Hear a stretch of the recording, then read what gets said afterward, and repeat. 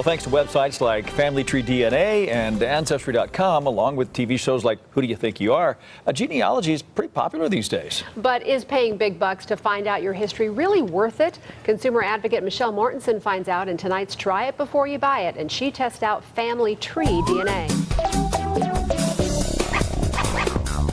Ever wonder if you're related to royalty? Or maybe you were switched at birth? TV shows like Who Do You Think You Are prove anything is possible if you have a DNA kit and some genealogy experts. But do those kits really open the door to your past, or is it all TV magic?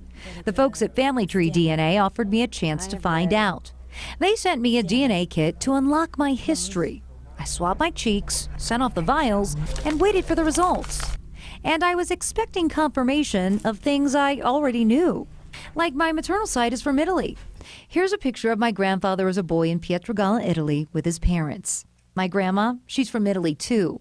Her mother, my great-great-grandmother, Albina Tiberi, was related to the Roman Emperor Tiberius, who reigned until the year 37 AD.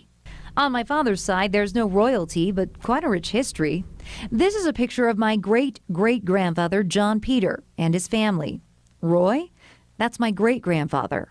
And at this time, the family was known as the Mortensons, because my great-great-grandfather, John Peter, was the son of Morten Jensen. That's right, we're actually Jensens. Looking through the family Bible, it was very common in Denmark for people's last name to be their father's name with sen attached. The practice dates back to the early 1700s in our family tree. The family Bible also shows the history of my paternal great-grandmother. She was from England. My dad's mom also has British roots. Her mom was from Scotland. Her dad was Jewish and originally from Russia. See, I knew a lot, but my results didn't totally line up with what I knew. Let me show you. Family Tree DNA sends you an origins breakdown just like this. And this is what surprised me.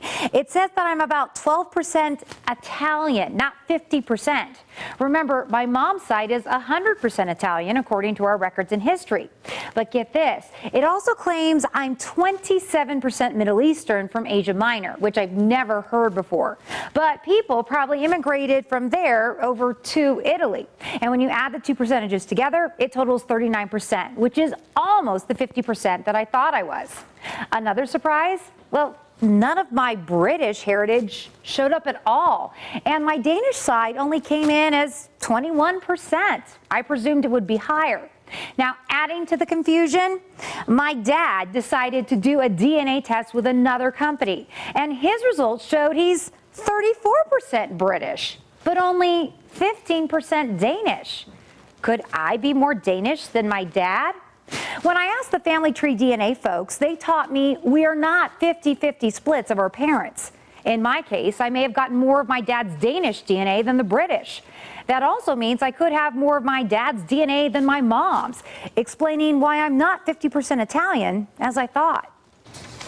Interesting. So Wow. now that you're royalty, I'm going to say Lady Michelle Mortensen has Yes. tonight's story. Thank you. I like that. I like We'll that. bow and genuflect. what did you think of the outcome? You know, I enjoyed doing it, but it's not as cut and dry as you'd like to Right. think. There are some surprises. You have to do with a lot of digging yourself. It's not like the TV show Who Do You Think You Are? Right. We hadn't done all this genealogy. We wouldn't have known it. Personally, though, I think it's worth it. From Family Tree, prices start at $80, and I am so glad that I know this stuff now because I can pass it on to my girls. Makes you feel Right. connected. Yeah.